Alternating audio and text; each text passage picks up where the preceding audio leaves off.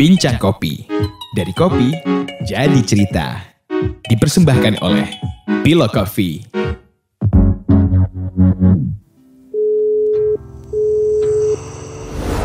Halo Mas. Halo Mas. Ini saya manggilnya Teku atau Tengku? Teku Mas. Teku ya, bukan Tengku ya? Iya, betul. Beda logat soalnya. Ini saya bersama... Halo, saya Maria. Saya berdua nih Mas ya. Oh iya, halo Mbak Maria, salam kenal. Ya, salam kenal Mas. Untuk awal bisa perkenalkan diri Mas Teku dulu buat pendengar. Oh, baik. Waduh, saya sebenarnya agak grogi nih kalau perkenalkan diri. Saya juga grogi loh ini. Sama-sama grogi kita. Ya, nama saya Teku Firmansyah. Banyak sih orang yang nanya, kok orang Padang ada nama Aceh? Jadi bapak saya orang Aceh, ibu saya orang Solo, Sumatera Barat. Umur sekarang 34 tahun, aktivitas berkebun kopi dan menanam beberapa jenis tanaman hortikultura juga, Mas. Kalau dari nama ini Koperasi Solok Rajo ya, Mas Teku? Ya, oh iya, saya juga dari salah satu perwakilan dan pengurus Koperasi Solok Rajo saat ini, Mas. Ini Mas, kami ingin bertanya soal dampak pandemi COVID ini buat teman-teman di hulu tuh seperti apa? Oh, terima kasih Mas. Saya pertama-tama mengucapkan terima kasih terlebih dahulu. Baik. Dan mengapresiasi juga kepada kawan-kawan dari Pilo Coffee yang sudah memberikan kesempatan kepada kami untuk berbagi informasi terkait situasi sekarang ini, apalagi sedang pandemi COVID-19.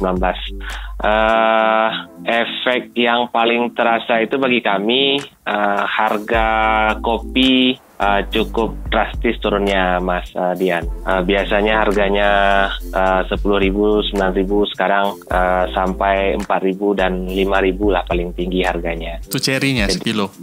Itu buat cherry. Jadi benar-benar dari sisi ini ke petaninya sangat terasa. Apalagi kalau di tempat kami ini rata-rata Muslim. Sekarang bulan puasa, sebentar lagi mau Lebaran. Jadi betul-betul bisa dikatakan membuat shock dan terkejut lah kawan-kawan kita yang menanam kopi pada umumnya di sini.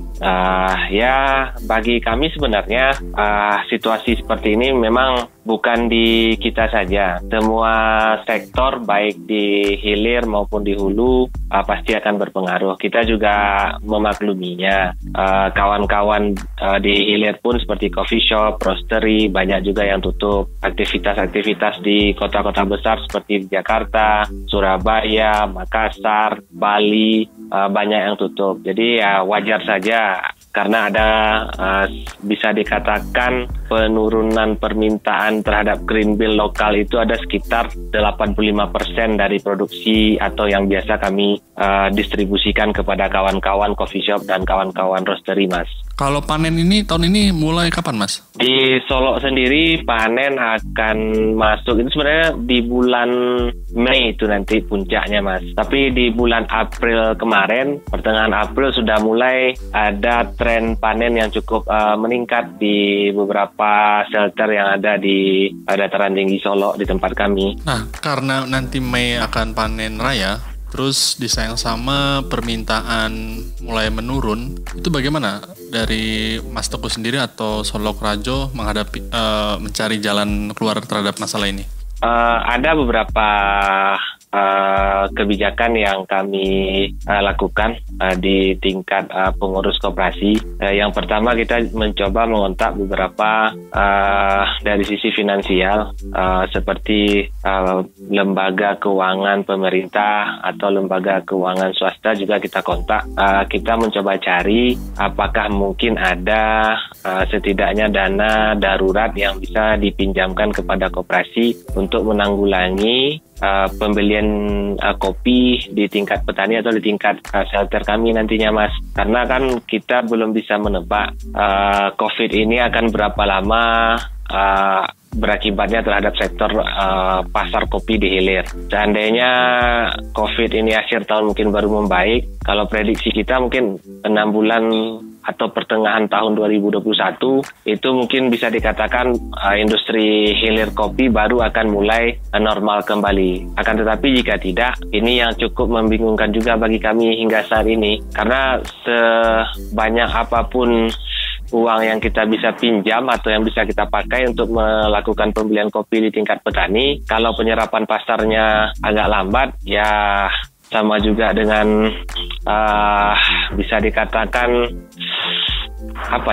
menimbun barang yang tidak tahu kapan akan terjualnya jadinya. Jadi kami pun sampai saat ini masih belum menemukan formula yang cukup tepat dan cukup bagus untuk menyikapi hal ke depan ini nantinya, Mas. Tapi pada dasarnya kami juga sering diskusi dan mencari informasi baik sesama prosesor atau ke teman-teman eksportir atau kepada buyer-buyer kita yang ada di luar negeri juga kita cari informasi bagaimana kondisi ke depannya. Kalau dari segi ekspor, berarti juga Koperasi Selok Rajo juga mengalami penurunan permintaan, Mas? Iya, Mas Dian. Saat ini ada beberapa buyer kita yang minta buat penundaan pengiriman kopi. Kalau normalnya di setiap bulannya ada kita targetkan buat pengiriman ke luar negeri. Tapi ya kita pun juga maklum di beberapa negara tempat buyer kita yang biasa membeli itu pun kondisinya hampir-hampir sama dengan kita. Semua aktivitas bisa dikatakan tidak berjalan secara normal. Jadi kita cukup mengerti juga. Jadi kita masih menunggu dan melihat bagaimana perkembangan yang akan terjadi di negara teman-teman kita yang akan membeli kopi di luar negeri nantinya. Sebelum ke Mas Teguh, kami juga bertanya tuh ke beberapa pengolah termasuk eksportir ya. Mereka juga mengalami hal serupa, permintaan turun, kalaupun ada misalnya kayak dari luar nih, mereka meningkat permintaannya, cuman harganya turun. Mereka juga pusing kan akhirnya, karena permintaan ada, harganya turun, tapi di petani kan juga akhirnya harus rendah sekali kan, sedangkan jadinya nggak bisa juga. Terus kalau jual ke lokal ya seperti Mas Teguh mungkin alami juga ya, tahu gitu informasinya di Jakarta sendiri pun juga banyak roaster yang mengurangi pembelian bahkan gitu ya, bahkan menutup tempat kedainya sampai mengurangi pekerja juga, emang sulit semua gitu ya pada akhirnya gitu Mas Teguh ya.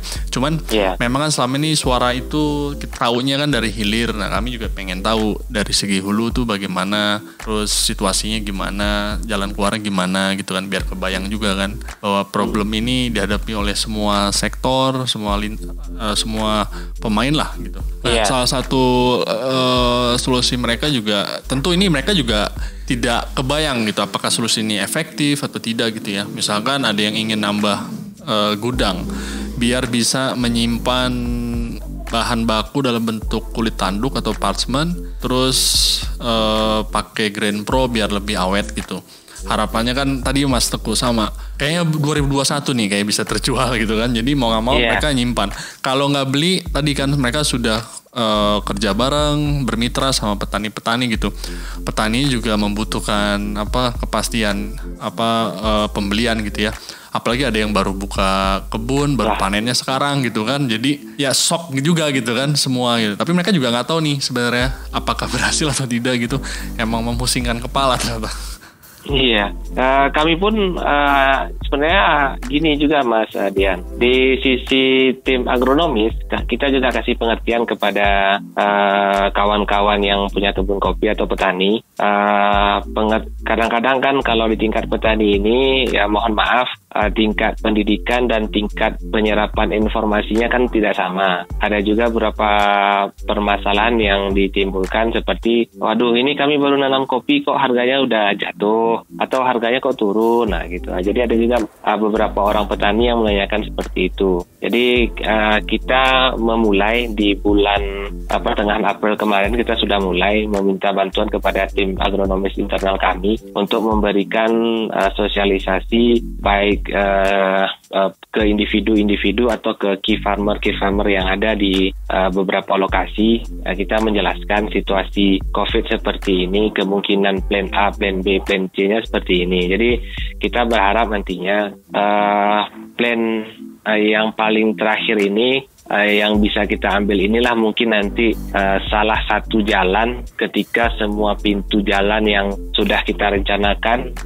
itu tertutup. Jadi dari sekarang kita sampaikan juga kepada kawan-kawan yang ada di sini, sepahit-pahitnya nanti kemungkinan kita belum bisa membayar cash kopi. Ini bagi siapa saja kawan-kawan petani yang mau, kita bantu processing saja. Ketika kopi sudah terjual, mungkin baru kita bayar. Mungkin itu jalan satu-satunya atau jalan yang paling terakhir yang bisa kita kerjakan nantinya, Mas Dian. Tapi ini pilihan yang begitu sangat sulit kami lakukan, dan bisa dikatakan kalau tidak ada jalan lagi nanti baru ini akan kita tempuh. Kalau tidak, kita tetap berusaha melakukan processing, tetap melakukan aktivitas atau pembelian kopi seperti biasa. Yang kami lakukan juga, kami ada beberapa melakukan pengurangan terhadap produksi kopi, misalkan seperti natural dan honey, itu kita kurangi terlebih dahulu. Alasannya, Mas? Kalau kami melihat sekarang,